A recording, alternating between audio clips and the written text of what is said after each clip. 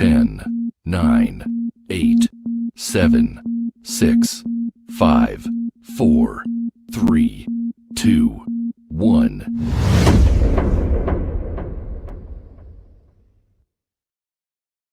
Welcome to the podcast from Doug Ground Up Productions with hosts Lady Miz and Ray. This is a universal platform, and there is nothing off limits. We talk about it all, and we keep it real. This is a no judgment zone, so come as you are. If you are a professional, entertainer, author, comedian, entrepreneur, or just someone who wants to get something off their chest, well, let your voice be heard here on From the Ground Up Productions. Sponsorship and other opportunities are available from the Ground Up Productions. Turning nothing into something. There's only one way to go from here. And now, here are your hosts, Lady Miz and Ray.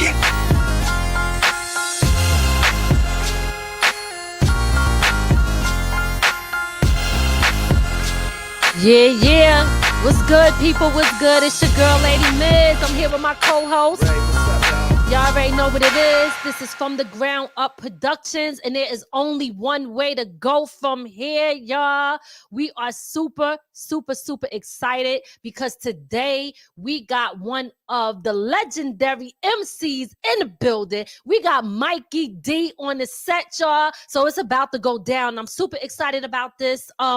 Before we get into that interview, what we're going to do is we're going to play a quick commercial, 2 commercials, and then we're going to get into that interview. But I just want to remind people, again, I'm your girl, Lady Miz. This is my co-host, Double R. And this From the Ground Up Productions is about interviewing entertainers, legends, entrepreneurs, authors, comedians. You know what I mean? So this platform is for all of those that's out there grinding and trying to get it together. So if you one of those people, make sure y'all hit us up to get on the show and for an interview. In the meantime, we're about to play a commercial for our Roku channel. And if you're a content creator, you can get your content on our station. So let's find out how that works. Are you a content creator? Do you make music videos, short films, documentaries, web series, kids shows, movies, stand-up comedy, visual podcast, educational shows, or sports? Are you a fitness instructor or gamer? Do you record church ceremonies or report news? If so, contact From the Ground Up Productions TV by email at fromdagroundupproductions@gmail.com.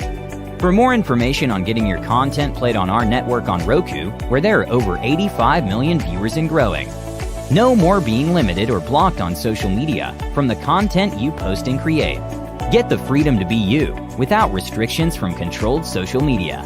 And if you want to run your ads or sponsor our network, contact us now at fromdagroundupproductions@gmail.com to get started now. Yes. So if that's you, if you're a content creator, music videos, podcasts, short films, movies, all of the above, make sure y'all hit us up because we got packages on deck for y'all, yo. And our next commercial we have Peace Mentoring, where we offer workshop classes that teaches people about how to build your credit. It also teaches people how to start a podcast if you want to write your first book, etc. We're about to get into that, and this is called Peace Mentoring. Looking to learn something new? Well, you're one click away from taking that next step to be where you want to be. Book a private session or sign up for our workshop classes that teaches you how to build your credit, budget your money, artist development skills, start and grow a podcast, and the basic skills needed to write your first book. Act now. Go to peacementoringllc.com and sign up now. For private sessions, email us at peacementoringllc@gmail.com.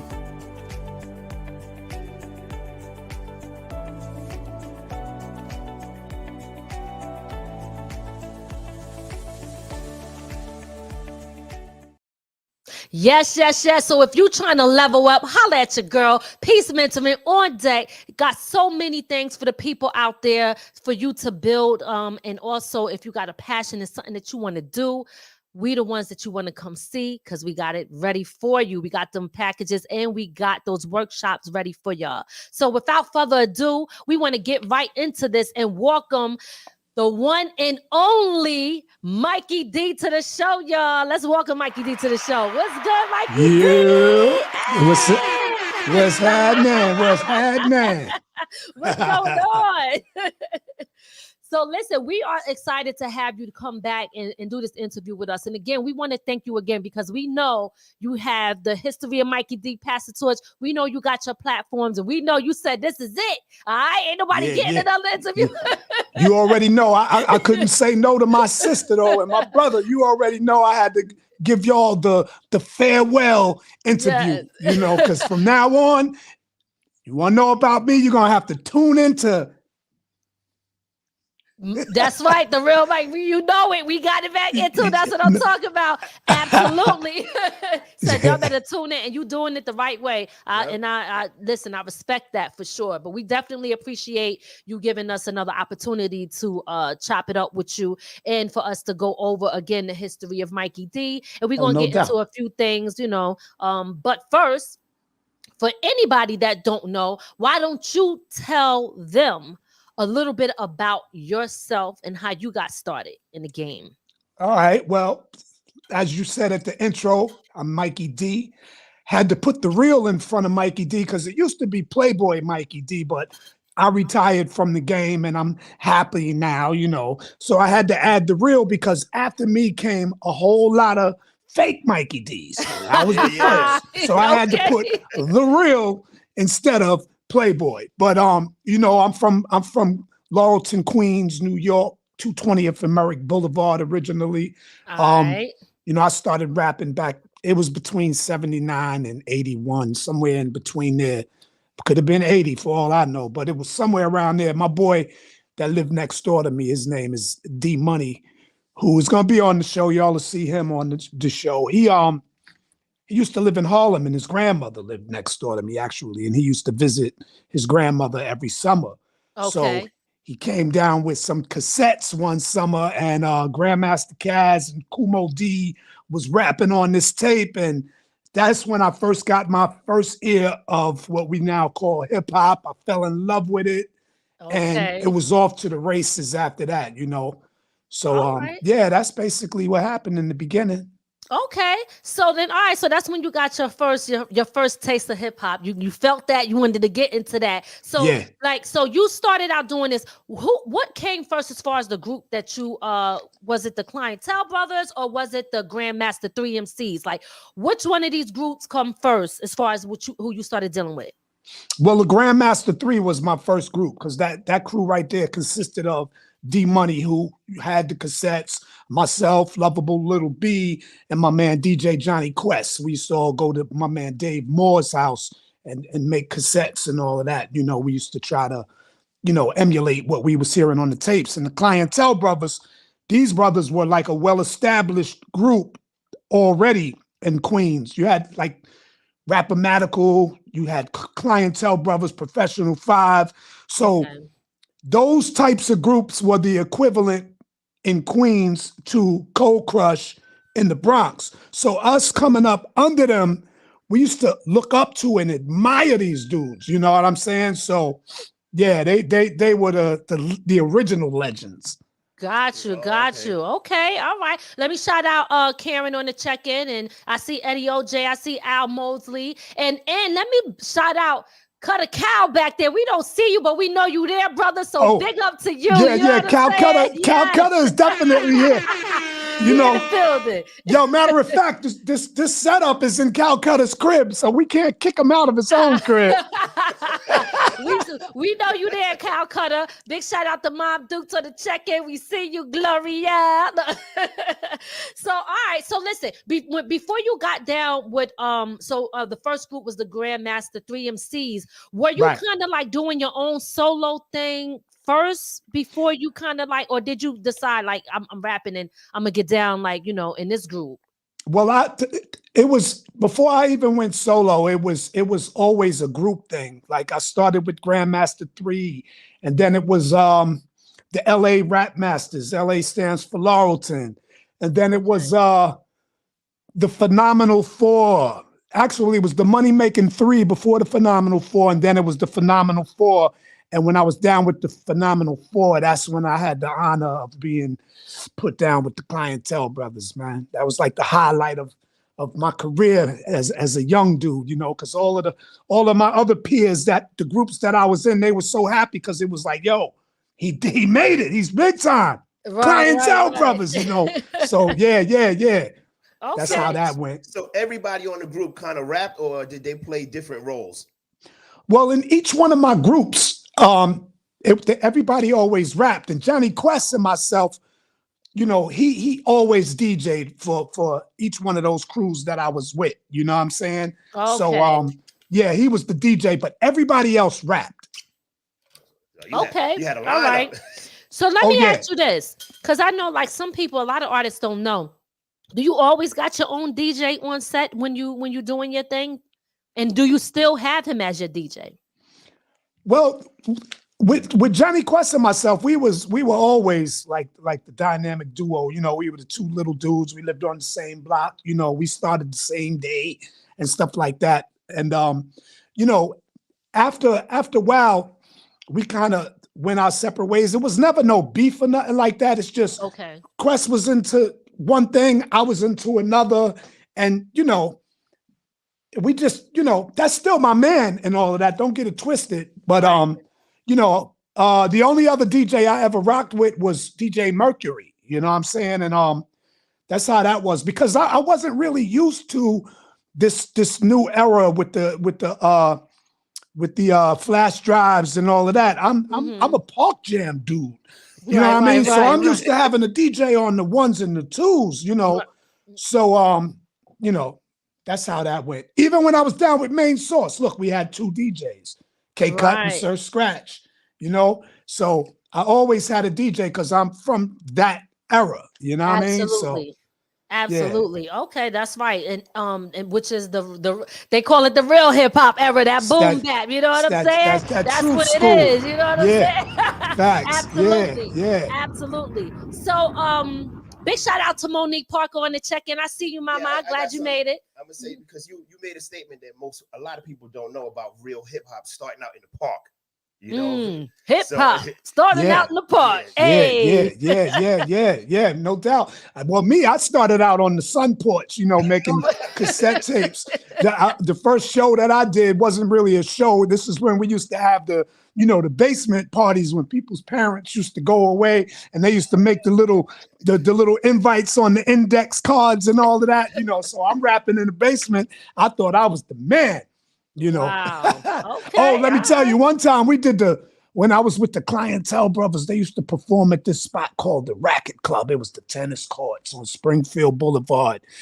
When I was able to rock there, that was like the highlight. This was, man, let's get into it. Okay, all right. And listen, and you're still doing that because you are extremely bar heavy. You know what I mean? Like your lyrics is super dope. You got, your content, your metaphors, all of that is always on point. So let me ask you this. As far as the battle rap was concerned, like what was your relationship with LL Cool J? Well, LL and me, we used to be real close. We used to run together. You know what I'm saying?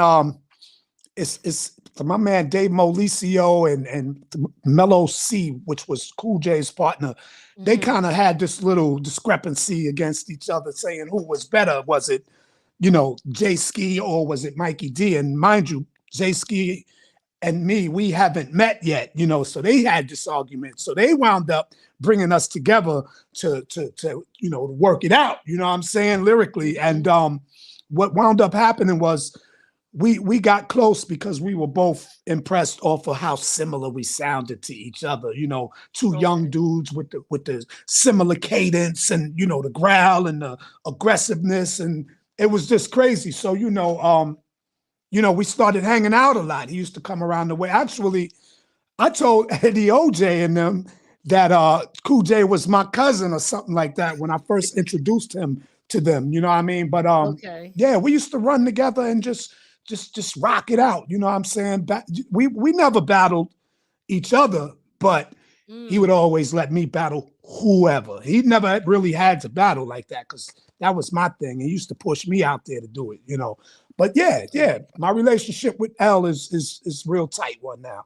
I mean, we went this way because of you know, because like I said, the similarities in our style. Right. You know, when he came out on records, he came out first. So people thought that was me on those records. And then it came to a point to whereas people in the hood was like, yo, he stole your style and ran with it. And then even when I would rap, people used to think that I was trying to sound like him. So that kind of drifted us apart because, you know, I was in those streets. You know what I'm saying? I was drinking 40s. So that was the extra battery in my back. And, you know, I just got tired of people saying that I was biting his style and this, that, and the other. So, you know, that's how we drifted this way. But as we grew up and I took those blindfolds off my eyes, now we're back like this, you know what I mean? And I can admit when I'm wrong, you know what I'm saying? Because, yeah, a lot of that, I used to like being respected for the controversy, but now I like to be respected for my honesty. You know what I'm saying? Because I'm grown now. I didn't know better then. So that's what that's all about. It's all love now. Listen, I totally respect you. And I actually heard this story before. It might have been when you spoke with us. But the thing is, like, to be able to say that, because I know a lot of people ask you, what happened with you and LL Cool J? And I also hear other people say, well, you know, they not totally feeling LL because they think that he should have embraced you a little bit more or did more things that they feel that he should not have done or whatever, if I'm even saying that right, because I don't want to put nothing out there that's incorrect. But what I see from you is you are so much mature and like you really on your grown man shit. You know what I mean? Because to be able to say, look, I know what I did and listen, that's still my brother, and you move forward. That is a beautiful thing. It says a lot about your character. Well, to be honest with you, you know, to make things clear to those that thought he should have did more, he actually tried to help me out 2 times. You know what I'm saying? It was me who declined both times. You know what I'm saying? The first time when he came around with the Def Jam contract saying that we could be the next Run DMC, I didn't believe him. Plus, to be honest with you, that wasn't really my thing to be on that caliber. Okay. Like I said, I just wanted to be nice in the hood. Plus, even if I wanted to be on that caliber, I wasn't ready. You know what I mean? I wasn't disciplined. Right, I wanted to do other things. I just got my freedom from being on punishment at 17 years old and 16 being on punishment at my nana in the house, you know? So I finally got my freedom. So LL, when he got his deal, he did whatever it took to get to that next level. You know what I mean? He was he knew what he wanted. Where he is now is where he wanted to be then. That's not where I wanted to be. And a lot of people always say, like, when they find out that I know LL, like, for instance, I was at work the other day and L called my phone, you know, because we talk. And for people to be like, you know, LL, what are you doing here? This is where I'm supposed to be. You know what I mean? Because if I really wanted to be where L is at, I would have put my energy into being there. You know what I'm saying? So absolutely, it's not his fault that I'm not there. It's all on me. And I'm happy. That's the whole thing. People don't understand. I'm actually happy. Like, come on. Money ain't everything, you know? Amen. I got to listen. You are spitting some truth right there. I hear you. It's so crazy because I'm so glad you said what you said, because a lot of times people base their worth and their success off of what they think everybody else think it should be. Yep. You understand? So for you to say, I'm happy, I'm doing what I'm supposed to be doing at the time I'm supposed to be doing it. When it was meant for me for it to happen. That right there speaks so much volume, yo. So shout out to you for that. I'm telling you, I absolutely love that. And a lot of people need to take heed to what you just said, because sometimes people could get in a certain mindset of not even feeling good about themselves based off of somebody else's opinion or what they think success is. So absolutely, I love it. And you know what? When people say to me, if I was you, I would have did this. No, you wouldn't have. Yeah, yeah. If you was me, you would have did the same exact thing I did. That's right. Because you'd be me. That's all right. So yeah, I don't let that. It used to bother me when I was younger, but now it's like it's water under the bridge, man, because you don't know what I've been through, where I am right now, and how I elevated from where I was to where I am right now. This is a success all in itself. Absolutely. You know what I mean? If people only knew. So I'm proud of me, and I just want everybody else to be proud of me, like my family. Listen, we proud of you. I'm giving you the claps. We definitely proud of you. I want to tell you this, because when we met you personally, that was at Springfield's Park, the reunion, the first time we met, and you was extremely humble, okay? Yep. Extremely humble, mad cool, and down to earth and everything. And I'm gonna say this because you mentioned drinking, right? Yeah. So everybody was walking around with their beer and 22.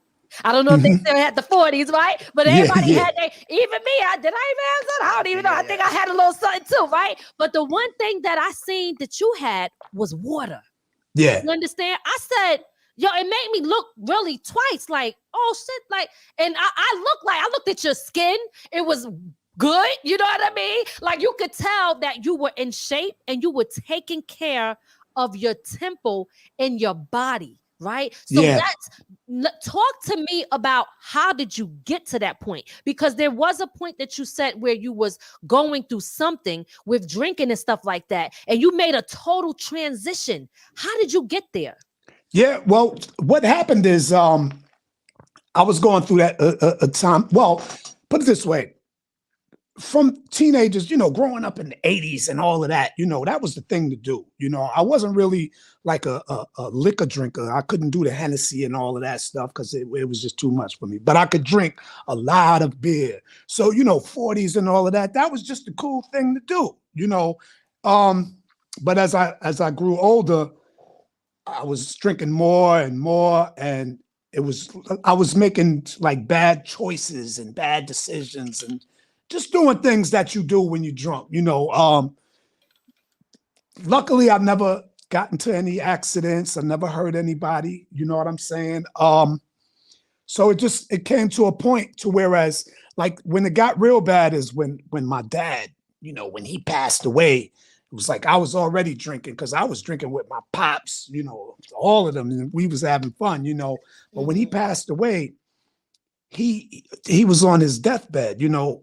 And he was holding my hands. Actually, my brother was in the room as well. My brother Supreme. We were both in the room with him, and he died with his eyes open. Like he took his last breath, and he was looking at his sons, and his eyes was open. So I couldn't sleep after that, because every time I tried to sleep, that's what I would see. So living in Queens, right around, you know, you got the bodegas, 24-hour bodegas. So right around the corner from the house, I lived on 220th, on 219th, and Merrick, there was the bodega. So I used to walk around the corner late night, you know what I'm saying, and just get me a big 22-ounce can or whatever, the big cans that they had, and I used to drink it.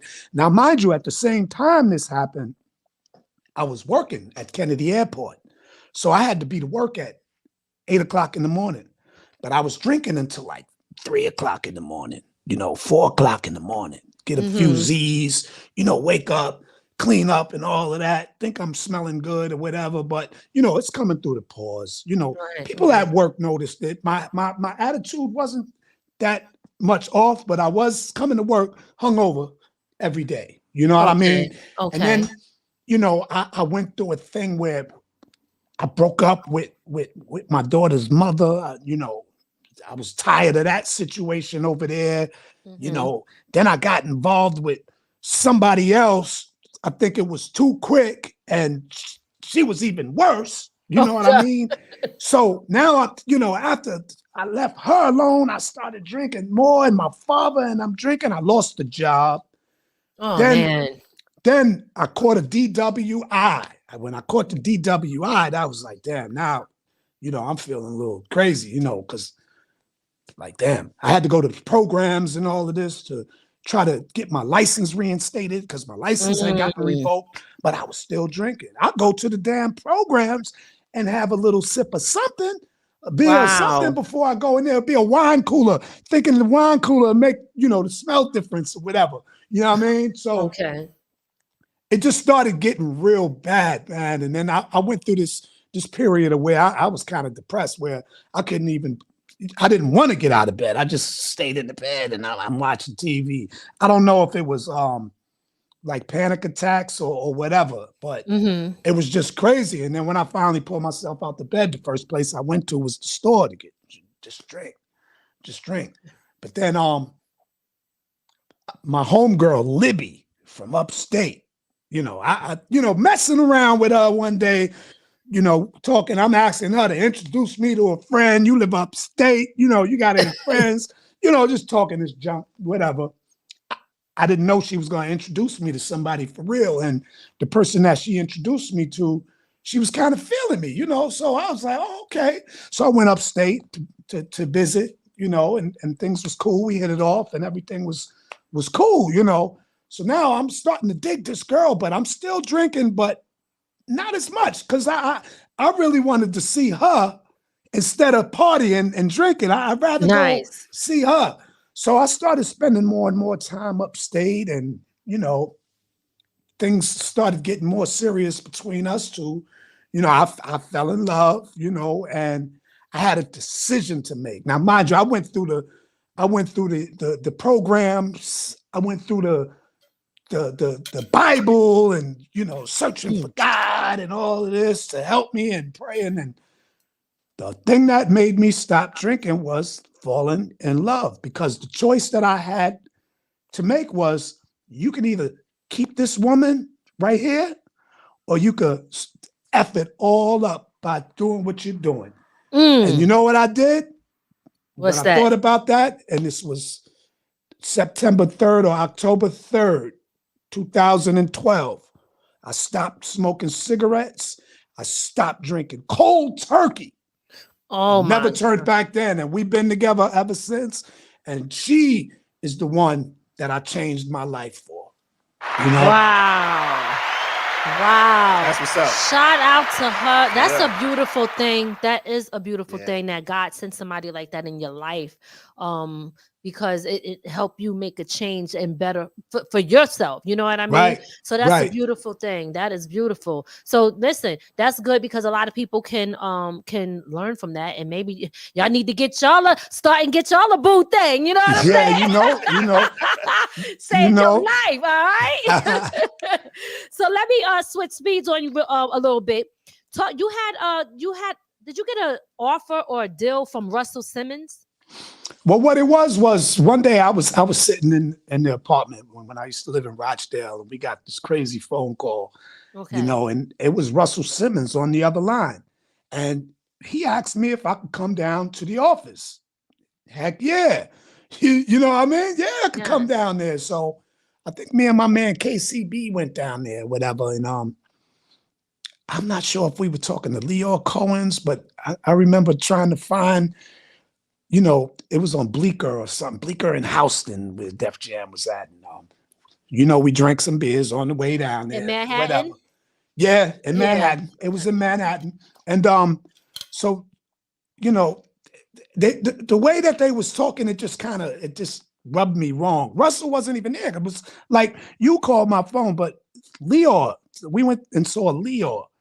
And I just felt that, because I sounded like so much like L, since we had that in common, that they were trying to maybe get me on the label to just make me wait. You know what I'm saying? Because back then, that's when the labels used to, if somebody was hot at the time, and their fire started going out, they put another artist out that sounds like them. Oh, that he sounds like, you know. Okay. Look, they even did it with look at Biggie and Shine. Yep. You know what I'm saying? Yep. That's so yes, absolutely. So, I remember when I heard, I was like, yeah. So I'm thinking like, yo, they're gonna shelf me, and plus, at that time, I may have been the only rapper that would have been able to deal with L if it came down to battling. You know what I mean? Or really, and come on, Def Jam doesn't want that. Def Jam, they have to protect their investment. You know what I mean? And L was really doing things. Now, if I would have signed with them and they would have shelved me and waiting for his fire to go out, his fire never went out. He's still burning it up. You know what I'm saying? So I'd have still been waiting, you know. So, and plus I wasn't that hungry. You know what I'm saying? Everything that happened, it was just fun to me. Like, yo, this bugged out. Let's see what could go down. Or, you know, wasn't planned. None of this stuff was planned. Now, I got a question for you. I know you said you and L still talk. Did you ever think about actually doing a song together? Yeah, we always say when the time is right. See, with L, I don't want it to be a thing where people think I'm riding his coattail.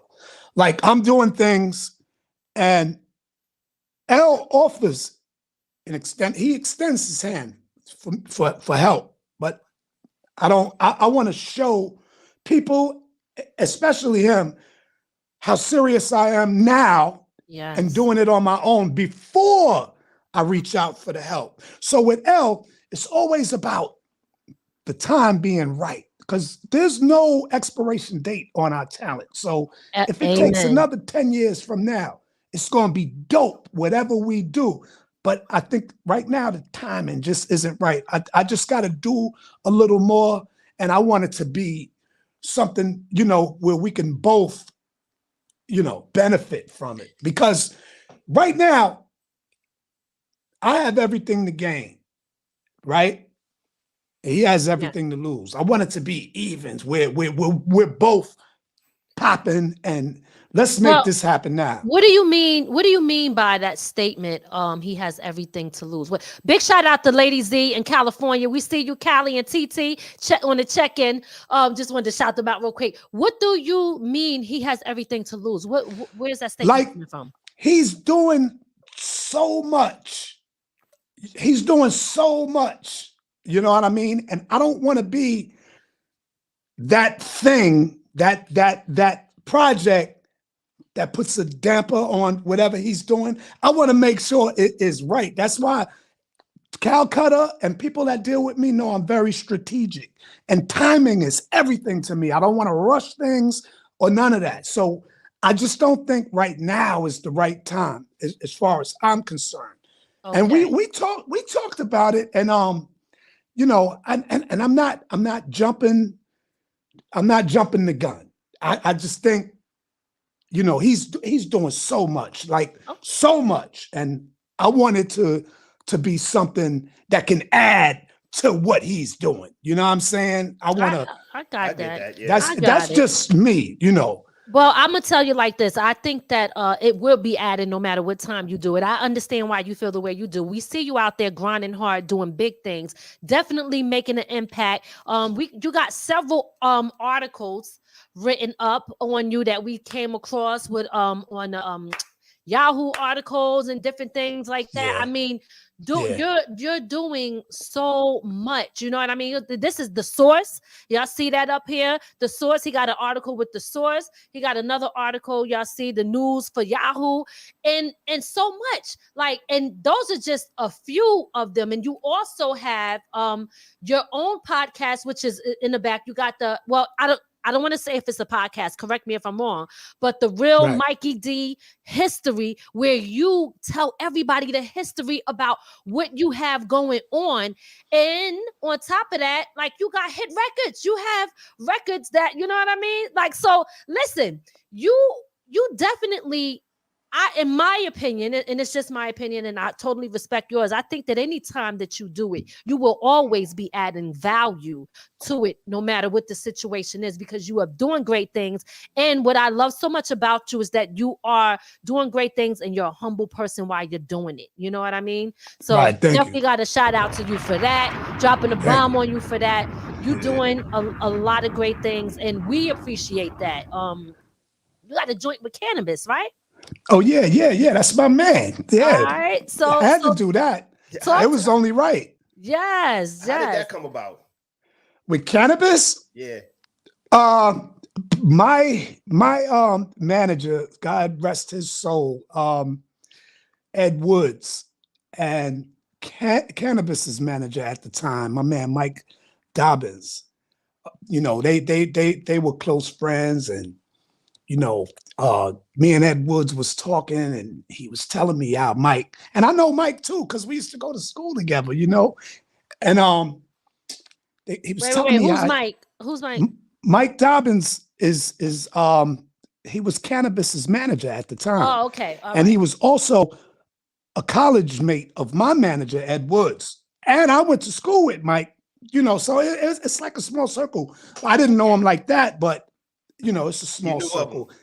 Right. And he when Ed Woods told me that he was managing Cannabis, I always thought Cannabis reminded me of me in my younger days. And I always respected his flow. And I was like, yo, it'd be dope if we could do a joint together. Could you make that happen? And, you know, they made that happen. Me and Cannabis, once we connected, it was just like instant. You know what I mean? And we've been cool ever since. And this was a couple of years in the making, you know. It's just we had to wait until time allowed for both of us, but we made it happen. You know, Doom shot the video. We went out to DC to see Cannabis, and yeah, it's a wonderful thing, you know. But I always when Cannabis first hit the scene, I was like, damn, he reminded me of a younger me, you know. So yeah, I always had that respect for him. Well, that joint is dope, guys. If y'all have not seen it, make sure y'all go over there and check it out. It's called Back to Back. Super dope. Go make sure y'all cop that. You know what I mean? Because it's on all platforms, correct? Is it on your hold up? Let's backtrack. Do you got a distribution company? Yeah, actually we do. We have a distribution company called Pass the Torch Distribution. Right.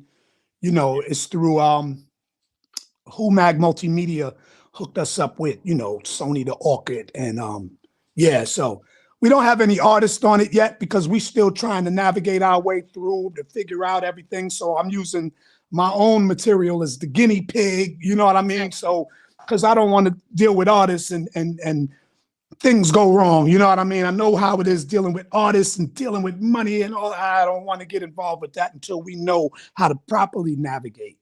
Got you.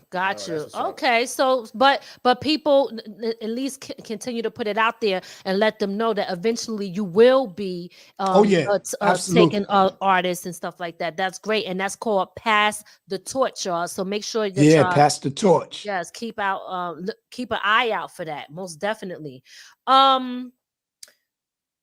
Did you have any type of, I would say, any type of legal issues, did you come across anything like that with any bad contracts or anything like that was presented to you? One of the only legal issue that I had was with, I think it's when we was with Sleeping Bag Records, and again, you know, Def Jam, you know, at the time, Sleeping Bag was one of the biggest independent labels back then, along with Def Jam.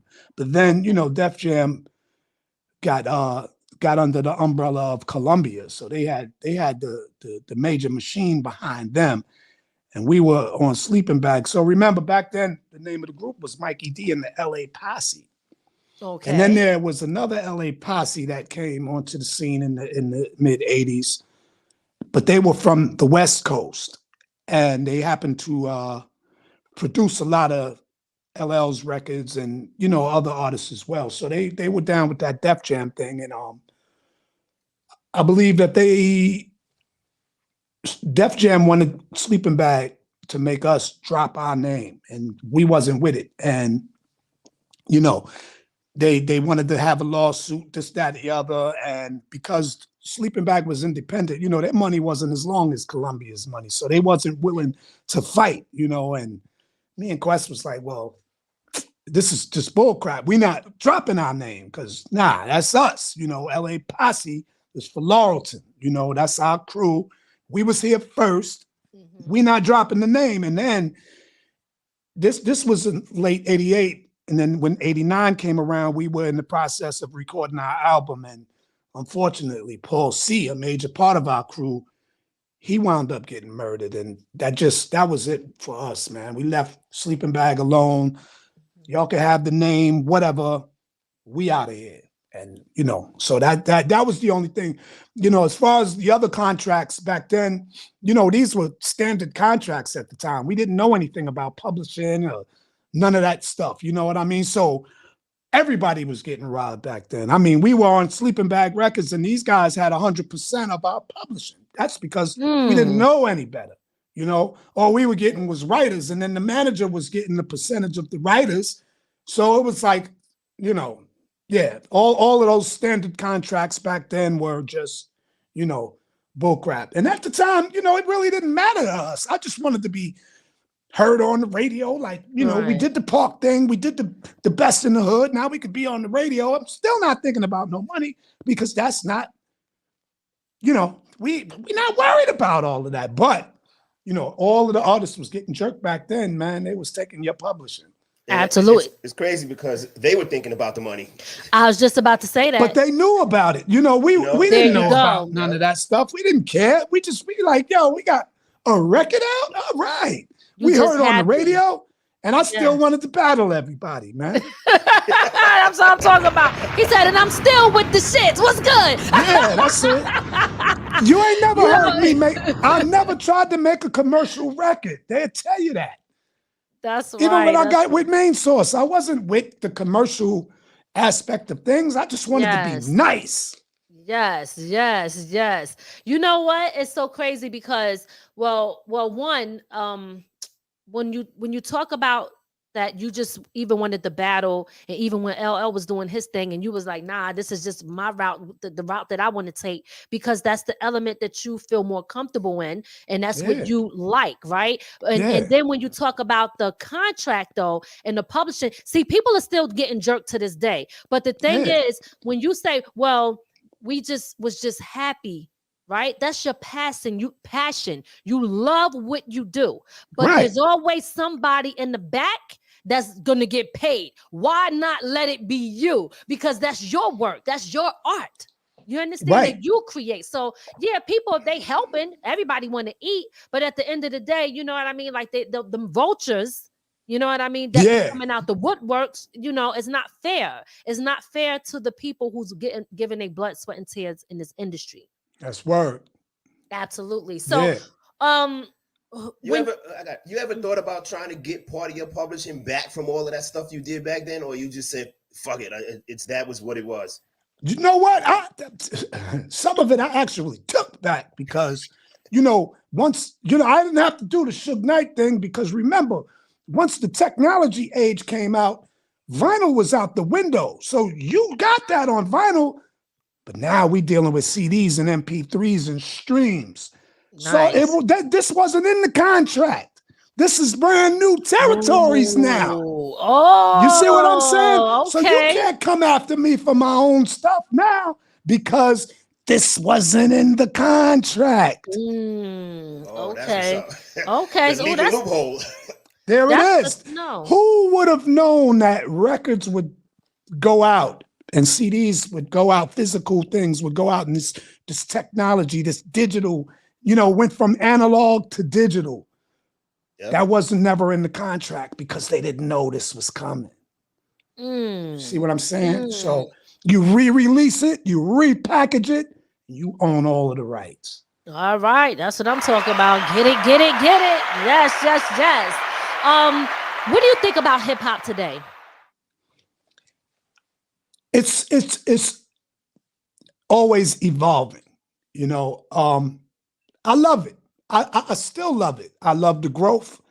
It's it grew into this wonderful tree. I think hip hop is so big right now, it could be categorized. Like, you can have different categories for it. You got trap, you got drill, and it could be different categories. And because there's something for everybody. Absolutely. People say it changed. Stop being lazy. Dig, like the DJs used to dig in the crates for beats. You gotta, your type of stuff is out there. You gotta just know where to look for it. You know what I'm saying? You got cats like AZ that just dropped a new album that's banging. Like, I'm working on an album right now called Reignited, and this is for people 40 and over. That, because the younger generation that people my age so-called hate so much, them younger people got parents that love what I do. So I gotta, you know what I'm saying? I gotta put it on for the parents. All right. So you ain't gotta listen, shorty. But get that to your mom and dad. They know what time it is. There it is. Because I look what they're doing. I could do this. You know what I mean? I could do it. I could write it for somebody else to do, but I look silly being 54 years old trying to compete with a teenager. I'd look silly doing that. You know what I mean? I'm supposed to lead by example, not follow. Ooh. You know what I mean? Oh my gosh. Yeah. Absolutely. So I love what it's evolved into. I just wish, some of the legends and the originators had a tighter grip on it, like owned more, because the industry, the corporate came in and they just stripped everything from the originators, man. And there you go. That's the only thing. I'm mad at the corporation, the machine, more than I am of the actual culture. You see what I'm saying? But you said something about today's hip hop from our generation of hip hop. I would say the biggest change is, like you said, the DJs used to look and find the good music. The laziness, I would say, starts more with the DJs than the people who are actually listening, because they no longer do that. Right, but we can't really blame the DJ, because technology kind of phased the live DJ out with the technology. Like record shops, remember there were record shops all over. Absolutely. Right? We don't have those anymore. Everything is on the computer, and it's just. Let me clarify myself more when I say that. The DJs in the clubs, because now they play only what they hear on what people like, or they know for sure. That's, like you said, corporate controls. And then now the DJs who are actually in the clubs don't even try to find or even play somebody that somebody might not know of, Well, that's because, see, the DJs in the club, they got a job to do, and that's to keep the crowd happy. So they're going to play whatever is popular at the time. That's why it's called pop music. And today's hip hop is more of a vibe anyway. It's not about the skills anymore, because they just want to go out and have fun. They don't want to pay attention to what's going on, in the rhymes. They just want to vibe out and be able to sing a hook, and just, that's it. So, we all got to take responsibility for it. Absolutely. And that's how it goes, bro. Absolutely. Yeah. What I love is that, also a part of Pass the Torch, when you was thinking about that and when you was creating it, it was also to bridge the gap, correct? Absolutely. Because like I said, the younger artists can learn from older artists' mistakes. And we can learn from younger artists how to navigate through this age that we're in right now. And the bottom line is, the main word is respect. If we could just respect each other and coexist without the old school, new school crap, we'd be dope. Absolutely. Yep. Absolutely. Who are you listening to? Like, who besides, I'm not even gonna say besides yourself. If it's you, then say it's just me. Who you listening to, and who's like, I'm gonna play this. This is who I'm listening to on the regular basis. I still listen to kind of classic artists. Like, I listen to Luda, I definitely listen to Eminem, but I got to check my man RJ Payne out. RJ Payne is a beast. I love all the Black Thought stuff. I listen to Benny Butcher and them. It's a lot of cats from you already know Newburgh is a lot of cats that's getting busy out here. Yeah. You know what I'm saying? So I'm listening to Swayze and all of them. Yeah. So but right now, I'm not really tuned in because, like I said, I'm about to do the reignited, and usually when I'm in creative mode, I don't listen to anything because I don't want to get caught up in a cadence or anything that sounds familiar, Gotcha. But other than that, I listen to some of the older artists, Southern artists, and you got to check out some of those cats from England too. These brothers is nasty. Okay. I'm terrible with names though. I'm gonna send you some links. Oh, okay. Yeah, send it to us. Definitely. So what was I gonna say? Is there anything that we didn't ask you that you want people to know that you're doing, or anything about you? Well, I definitely wanted to break down this Mikey D, the real Mikey D history. That's history is in his story. Yes. I created this platform because I wanted to tell my story, and I wanted the people that are a part of my story to participate in the show. So instead of me just getting these people to co-sign what I'm saying, I like to flip it and I tell the story of how we're connected. Then I bring them on the show and I interview them because I need the people to know why these people inspire me and what these people are up to, because they are still here. Why can't we give them their flowers while they're still here? Absolutely. So that's what this show is all about. It's everybody that I've come in contact with along my journey. You know what I'm saying? So y'all are in for a hell of a ride. Trust me. When can people catch this show and how can they tune in? We are going to start dropping episodes actually next Sunday. You can see us every Sunday, 7 p.m. Eastern time on my YouTube channel, which is The Real Mikey D. You could catch it on the website, which is therealmikeyd.com.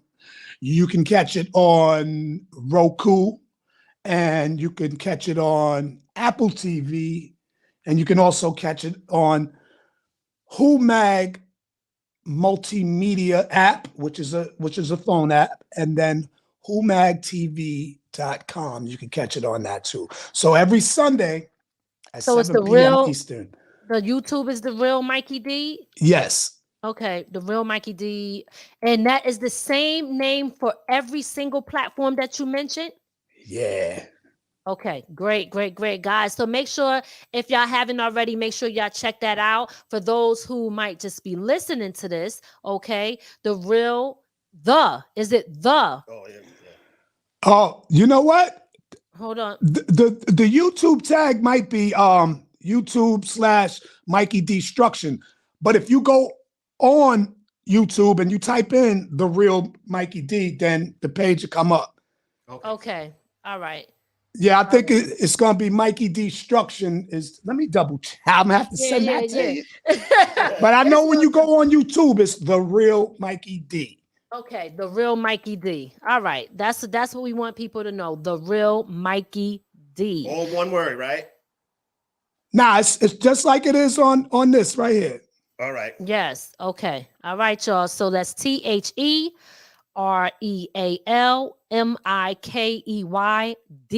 Search that everywhere. This brother got so much going on. So if you put his name in, everything is going to pop up. Okay. So you already know what it is. Yeah.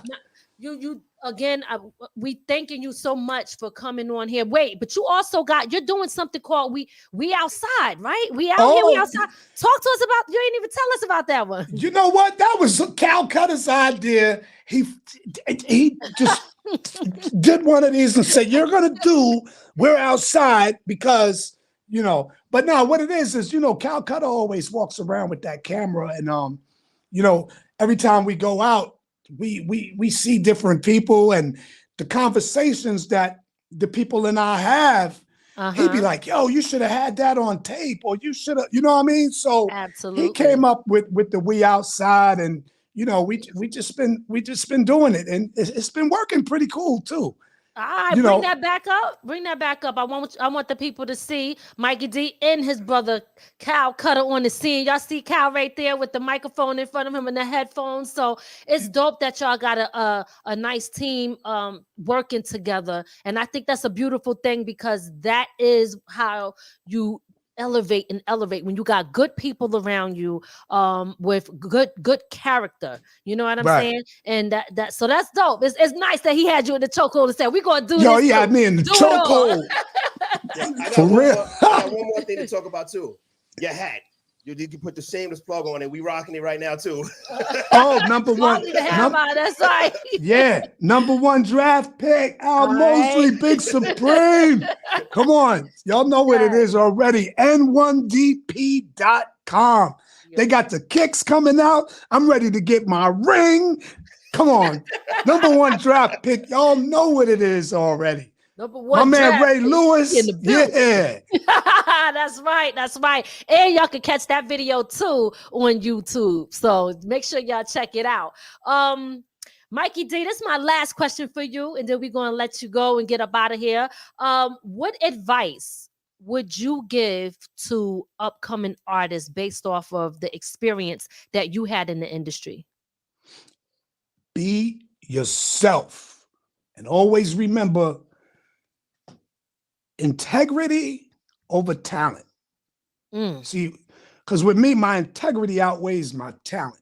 You know what I mean? There's just certain things that I'm not going to do. So just be yourself. Listen to yourself. Don't let others pull you in too many different directions, because once you have an idea and somebody else adds their idea and somebody else adds theirs, it's all over the place and you can't focus, you know. And the name of the game is show business. So make sure you show business at all times. You know what I mean? And like I said, just stay true to yourself and watch out for those culture vultures, because they out there. They out there. All right. Y'all heard him. Make sure y'all pay attention to what he just said, because I think that is so important. A lot of people lose their selves in the mix of trying to get into this industry, trying to fit in, trying to be what somebody says that they should be, how they should look, and all of that. So shout out to you for staying true to yourself. And we totally respect you and everything that you have done for hip hop, for us, and the whole 9 yards, and how you're continuing to bless us with everything that you're doing, from the Pass the Torch, We Outside, Mikey D's history, and still giving us great music. Keep doing your thing, brother. Big shout out to Kyle Cutter in the back. We see you. We appreciate you too, bro. If anybody's out there that needs some videos, some pictures and all of that, that's the man you want to see. He is a dope photographer. And he Oh, can I make a couple of shout outs before we leave? Absolutely. I gotta give a special shout out to Mark the 40 Killer and his mom, Sandy, because I haven't seen her in so long. I just wanted to say, I know you watch mine. I love you. I want to give a special shout out to Eddie OJ's dad, Harold Williamson, man, from the Wandering Souls. That is my main man right there. I want to give a shout out to my niece, Ming Ming. I want to give a shout out to my daughter, Shandaya, and my 2 wonderful grandchildren, Tori and Taj. Love all of y'all. All right. Y'all heard it. Shout out to all of y'all. That's right. Big up to all of y'all. Yes. Listen. And Calcutta's mom. Mom, we love you. Dropping the bomb for mom. You know what I'm saying? Listen, again, we thank you so much. Thank you for giving us the opportunity to get you back on the show, and for giving us the opportunity before you said that's it, pulling a plug on everybody else. You know what I'm saying? So we got it. Yes, we're so glad that you gave us that. And listen, guys, this is From the Ground Up Productions. Y'all already know there's only one way to go from here, and we will see you on What's today? Monday. We'll see y'all on Monday. Mikey D, thanks so much. We'll see you next time. Okay, brother. Well, listen, keep us posted with your show because we definitely want to, see everything that's going on. When you drop stuff, please let us know. Okay. Oh, absolutely. Absolutely. Right. Y'all are a part of my history. So yes, I'm gonna need that interview. All right. You already know. You listen. I'm ready. All right. You got it. All right, y'all. Thank y'all for tuning in. We out. Peace. Out, brother. Bye. Peace. We hope you enjoyed your time with From the Ground Up Productions. We'll see you next time. Be sure to add our channel to your Roku list and listen to us on all streaming platforms.